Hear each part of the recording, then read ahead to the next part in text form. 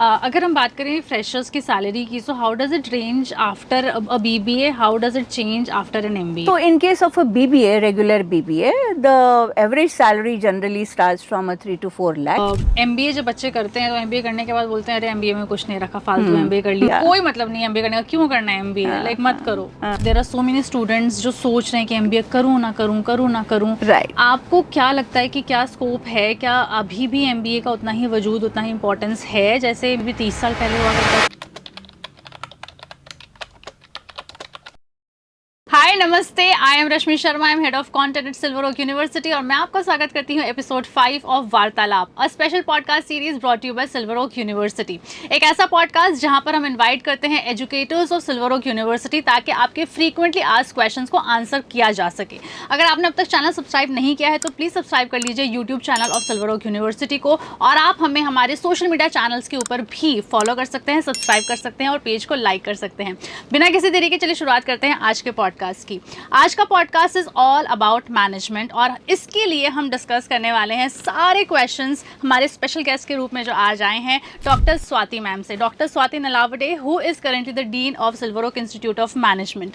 Thank you ma'am for being here with us. Thank you for inviting me over, Rashmi, for a wonderful discussion. Thank you ma'am. तो ma'am starting से शुरुआत करते हैं। Management एक बहुत ही broad term है। अगर मैं यहाँ पर Silver Oak Institute of Management की बात करूँ, you being the dean here, you are heading the entire college. सबसे पहले मैं बात करना चाहूँगी कि कौन कौन से कोर्सेज अवेलेबल हैं under the umbrella of Silver Oak Institute of Management? Right. So first of all, we are catering to students who are coming directly from 12th standard. 12th standard के बाद सीधे जो बैचलर्स करते हैं उनके लिए BBA है। काफ़ी सारे बच्चे BBA के बाद MBA भी करना चाहते हैं, या बहुत सारे ऐसे बच्चे हैं जो BSc करके आते हैं या BCom करके आते हैं, उन्हें भी MBA करना होता है। So we are offering MBA. As well as there is a very interesting program that we are running which is called as IMBA. It's integrated MBA. तो अगर तीन अलग अलग हमारे वर्टिकल्स हैं under the umbrella of management, तो अगर हम बात करें इनका ड्यूरेशन भी अलग अलग होगा, तो किस तरीके से इनका ड्यूरेशन वेरी करता है? Right. So currently the BBA is of 3 years. Okay. Of course, if the NEP comes and we are following it, it will become 4 years. The MBA is regularly of 2 years, so it is again of 2 years. So first year being common and second year goes for different specializations. And we have IMBA which is of 4 years. तो अगर बच्चा BBA करता है और उसके बाद MBA करता है तो उसका ड्यूरेशन 3 + 2 5 5 का years हो जाएगा है। And what about integrated MBA? Integrated MBA is for 4 years. Nice. या अगर हम बात करें जैसे इंजीनियरिंग में हमारे सेमेस्टर्स होते हैं, कई बार PGDM कोर्सेज में ट्राइमेस्टर्स भी होते हैं। अलग अलग स्कूल्स, इंस्टीट्यूट, कॉलेज, यूनिवर्सिटीज़ जिनके ऑटोनॉमी भी होती है वो अपने ट्राइमेस्टर या सेमेस्टर्स रखते हैं। तो यहाँ पर क्या सेमेस्टर सिस्टम फॉलो होता है या ट्राइमेस्टर सिस्टम? हमारे यहाँ सेमेस्टर सिस्टम फॉलो होता है। Every year we have 2 semesters. Ma'am अगर मैं बैचलर्स की बात करूं तो आपने BBA बताया, तो let me just focus about anybody जो 12th के बाद एडमिशन ले रहा है और BBA कर रहा है। Correct. तो BBA 3 साल का है, बच्चा बैठेगा, सेमेस्टर्स होंगे तो आई थिंक 6 सेमेस्टर्स उसके टोटल होंगे।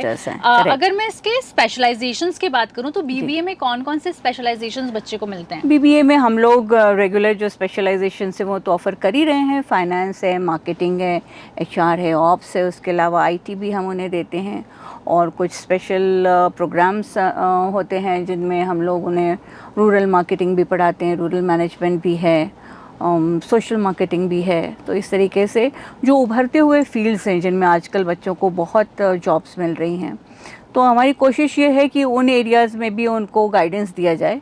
आगे चल के यदि वो कोर्सेज अच्छे और तरीके से रिसीव होते हैं तो we also plan to bring out specialisation in those areas. Okay. और अगर मैं MBA की बात करूं तो MBA में कौन कौन से स्पेशलाइजेशंस बच्चे चूज़ कर सकते हैं?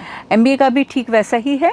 MBA में एक और इंटरेस्टिंग स्पेशलाइजेशन है हमारे यहाँ हेल्थ केयर मैनेजमेंट। तो आज की तारीख में हेल्थ केयर इंडस्ट्री बहुत ज़बरदस्त ग्रो कर रही है, और काफ़ी बच्चे जो पहले के ज़माने में सिर्फ फार्मेसी करके हेल्थ केयर में जाते थे, अब वैसा नहीं है। अब आपको हॉस्पिटल मैनेजमेंट है, हॉस्पिटल कंसल्टेंसी है, और डॉक्टर्स के लिए आपके पास में सर्विसेज होती हैं, ऐप्स आ गए हैं, ऐसे तमाम सारी चीज़ें हैं जो हेल्थ केयर मैनेजमेंट बनाता है। तो हेल्थ केयर मैनेजमेंट एक स्पेशलाइजेशन है। इसके अलावा finance, marketing, ops, IT, HR, ये सभी हैं। ओके मैम, क्या कई बार ऐसा होता है कि बच्चा बीबीए करता है, उसके बाद एक्सपीरियंस लेने के लिए इंडस्ट्री में काम करता है और Correct. उसके बाद कहता है कि मैं एमबीए करना चाहता हूँ, बराबर। वर्सेस कुछ बच्चे होते हैं जो पहले से अवेयर होते हैं और उनको पता है कि मुझे बीबीए के बाद एमबीए करना ही है, तो वो या तो इंटीग्रेटेड एमबीए के लिए चले जाते हैं या वो 3 इयर्स कंप्लीट करने के बाद तुरंत ही 2 इयर्स का एमबीए भी करते हैं। तो which is a better decision, और ये बच्चे के ऊपर डिपेंड करता है। आप एज अ डीन क्या सलाह देंगे? ये दरअसल बच्चे के ऊपर भी डिपेंड करता है, और ख़ास तौर पे इंडिया में मैं ये कहूँगी कि पेरेंट्स की सलाह पे भी ये बहुत डिपेंड करता है। कई बार पेरेंट्स नहीं चाहते हैं कि बच्चे को हम मतलब वो इस तरीके से सोचते हैं कि 5 इयर्स में have lot of financial pressure instead of just going into 4 year. तो अलग अलग तरीके से लोग सोचते हैं इस बात को। कई बार बच्चों को भी जल्दी होती है कि वो 4 साल में ही तुरंत नौकरी करना चाहते हैं।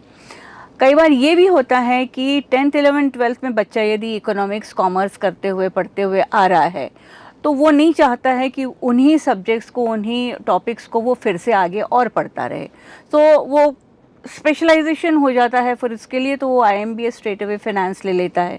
इस तरीके से वो IMBA भी करते हैं। तो I think both the ways are quite fine, quite okay. There is not much difference from financial perspective.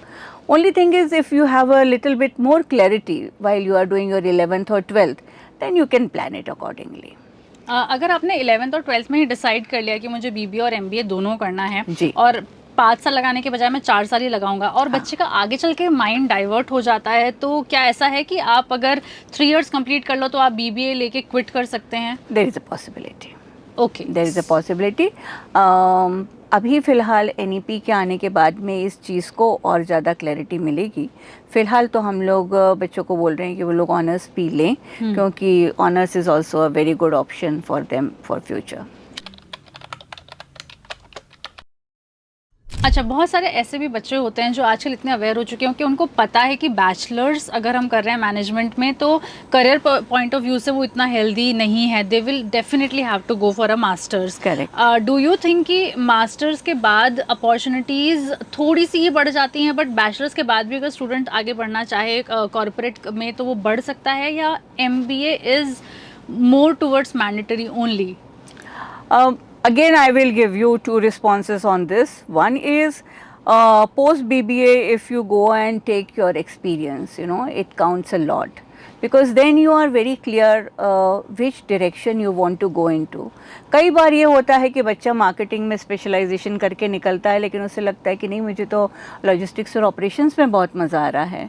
या बच्चा फिनेंस करके निकलता है, उसे लगता है कि मैं हार्डकोर फिनेंस में जाऊंगा, लेकिन उसे फिर आगे फाइनेंशियल सर्विसेज कंपनीज में मार्केटिंग के और सेल्स के रोल्स बहुत पसंद आने लगते हैं। तो ऐसा कई बार होता है।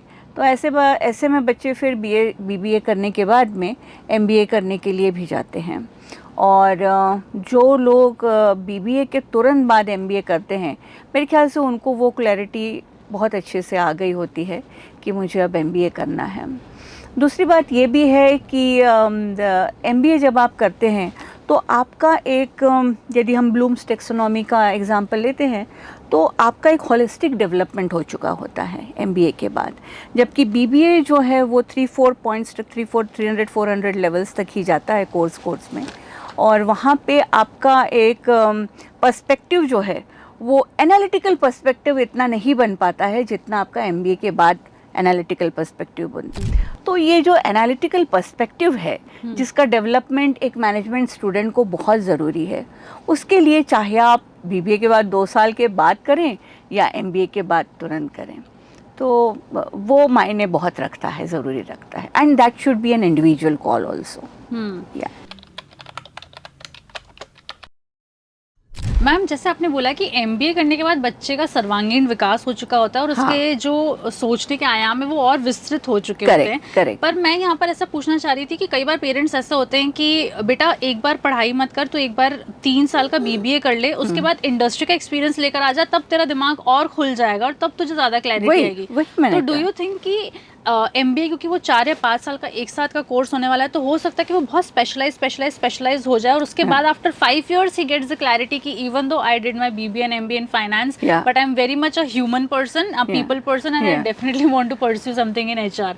सो व्हाट डू यू थिंक कि एमबीए एक्चुअली होलिस्टिक है या बहुत ही ज़्यादा क्रिस्प और बहुत ही ज़्यादा यूनिडायरेक्शनल हो जाता है? यूनिडायरेक्शनल इसलिए नहीं होता है क्योंकि न केवल हमारे यहाँ सिल्वर ओक मैनेजमेंट इंस्टीट्यूट में वरन बाहर के भी सभी मैनेजमेंट इंस्टीट्यूट्स में एमबीए के फर्स्ट ईयर को यदि हम छोड़ दें, या मैं तो यूँ भी कहूँगी कि फर्स्ट सेमेस्टर को यदि छोड़ दें, तो ज़्यादातर लर्निंग अप्रोच जो है वो डूइंग एंड लर्निंग उस अप्रोच पे चला जाता है। तो थ्योरी रहती है, आपको एग्ज़ाम्स देने होते हैं, लेकिन जो स्टूडेंट और फैकल्टी का इंटरेक्शन है या स्टूडेंट और इंडस्ट्री का इंटरेक्शन है वो उसे बहुत डेवलप करता है। और इस कारण से वो यूनिडायरेक्शनल ना होते हुए it's more of, I think, multi-dimensional approach that the student achieves in MBA. हम बात कर रहे थे एमबीए की, बीबीए की और इंटीग्रेटेड एमबीए की। हमने ड्यूरेशन की अलग अलग बात करी, हमने ट्राइमेस्टर और सेमेस्टर सिस्टम की बात करी। मैं यहाँ पर बात करना चाहती हूँ फीस की, क्योंकि जैसा आपने बताया कि बहुत ज़्यादा इंपॉर्टेंट होता है फाइनेंशियल कंडीशंस को देखना कि मैं 3 साल या 5 साल का गेम एक साथ खेल सकता हूँ या I will have to support my family after 3 years and then you know fuel my MBA. तो मैं बीबीए की पहले बात करूँगी। What does the fees look like for 1 year? So ideally, if I have to tell you, a good above average kind of an institute, if I have to talk, it will definitely charge you somewhere between 60 to 70,000 per year से लेके तो फिर तो मतलब 4 lakh, 5 lakh, 10 lakh, sky is the limit. Same goes for the MBA course also. Somewhere around it starts 75 to 80,000 and then it hikes up to 10 lakhs, 11 lakhs, 12 lakhs, and of course Harvard etc. they go in crores. Right. तो integrated MBA एक तो of course दिखने में ही समझ में आ रहा है कि instead of 5 years you complete your dual degree in 4 years, number 1। क्या financially also cost cutting possible है इंटीग्रेटेड एमबीए में, सो दैट अगर somebody coming from humble background वो अगर 4 साल में ही 2 डिग्रीज कर रहा है तो फाइनेंशियली भी उसको एक ल्यूक्रेटिव ऑप्शन मिल जाता है? फाइनेंशियली वायबल हो जाता है क्योंकि ऑटोमेटिकली 1 साल का वैसे देखा जाए तो कम है पढ़ाई, लेकिन IMBA की फीस अक्सर थोड़ी रेज्ड होती है। Okay. Because of various reasons that they are provided multiple chances of internships, they go for a lot of industrial visits, then they get a lot of support from industry experts etc. So और faculty भी आपके लिए बाहर से भी आती है, तो थोड़ा raised होता है IMBA का। Okay. मैंने कई बार सुना है कि एमबीए जब बच्चे करते हैं तो एमबीए करने के बाद बोलते हैं अरे एमबीए में कुछ नहीं रखा, फालतू एमबीए कर ली। बहुत this was this trend for the past I think 2 decades। Her engineer बाद में एमबीए करता है जस्ट टू से कि कोई मतलब नहीं एमबीए करने का, क्यों करना है एमबीए, लाइक मत करो, ठीक है आप मैनेजमेंट स्किल्स ऐसे ही सीख लोगे। सो 2025 का admission season, there are so many students जो सोच रहे हैं कि एमबीए करूँ ना करूँ। Right. आपको क्या लगता है कि क्या स्कोप है, क्या अभी भी एमबीए का उतना ही वजूद, उतना ही इम्पोर्टेंस है जैसे मे बी 30 साल पहले हुआ करता था? मेरे ख्याल से अब एमबीए का वजूद और भी ज़्यादा हो गया है, क्योंकि पहले ये था कि आपको एक चॉइस थी करूँ या ना करूँ। Now there is no choice, you have to do it. either you do it online or you do it being on campus, whatever way you want to choose. You do your job for 2-3 years and then you decide to take up a course, whether it's a certification course, a diploma course or a degree course. Management is an area which is very dynamic, which is growing, and every other moment there is something new which is happening. So while you are working or while you are on the field, you really don't know what has happened all across this time. A course like this will provide you or will support you with all that data, that information, that knowledge to make your own decisions in future. So आपको तराशने के लिए मैं ये कहूँगी इस tool की जिसे MBA कहते हैं, ज़रूरत पड़ती ही है। अगर हम बात करें फ्रेशर्स की सैलरी की, so how does it range after a BBA, how does it change after an MBA? So in case of a BBA, regular BBA, the average salary generally starts from a 3 to 4 lakh, and it can go up to a 6 to 7 lakh per annum. Whereas in case of an MBA, it starts generally from 5 to 6 lakhs per annum, and it might go to 8 lakhs to 10 lakh to 13 lakhs depending upon the kind of institute you are, and also it also depends on the area where the institute is, whether it is located in a ape town or a metro or a mini metro, so that also makes little bit of a difference. Ma'am अगर मैं बात करूं कि BBA MBA हमने बहुत मतलब graduation और post graduation level की बात तो कर ली, बट अगर मैं इसको और फैक्चुअली समझने की कोशिश करूं तो 10th 11th 12th में बच्चों के कौन कौन से सब्जेक्ट्स होने चाहिए? क्या अगर वो सिर्फ कॉमर्स बैकग्राउंड से, आर्ट्स बैकग्राउंड से है तभी उसे BBA करना चाहिए, अगर किसी बच्चे ने साइंस लिया है तो भी कर सकता है? And in the same case कि अगर उसने BBA किया है तो ही वो MBA कर सकता है, या अगर उसने बैचलर्स में कुछ भी किया है तो वो MBA कर सकता है? तो हम थोड़े प्री रिक्विजिट्स के बारे में बात करते हैं। करेक्ट। सो प्री रिक्विजिट्स का ऐसा है रश्मि कि there is no such thing as a prerequisite.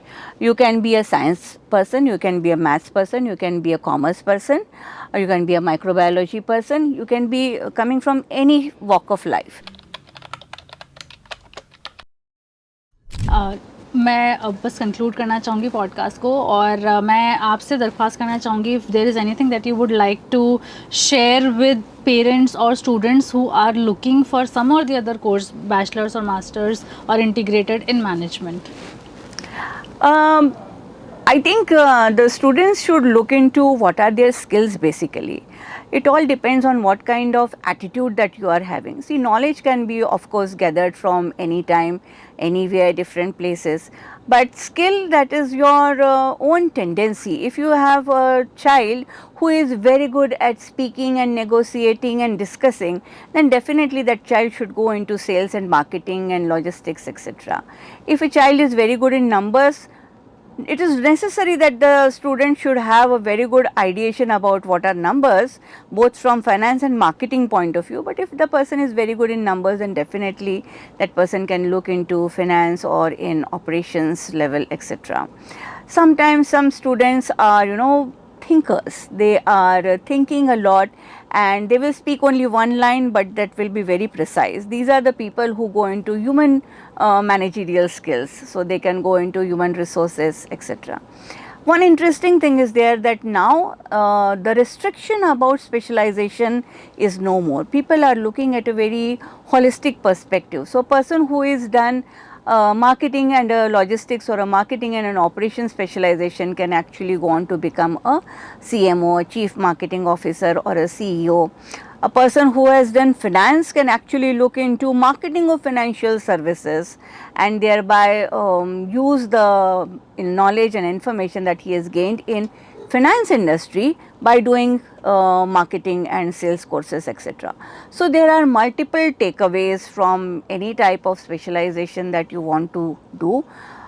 Idea is to do it honestly and with all your heart.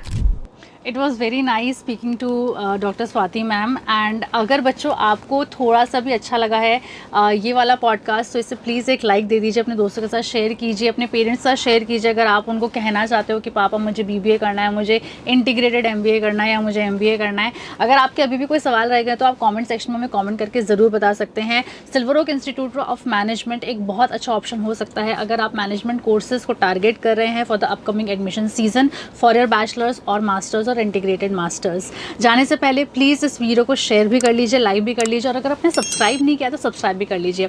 अगले वीडियो में एक नए एक्सपर्ट के साथ आएंगे. तब तक के लिए please take very good care of your self.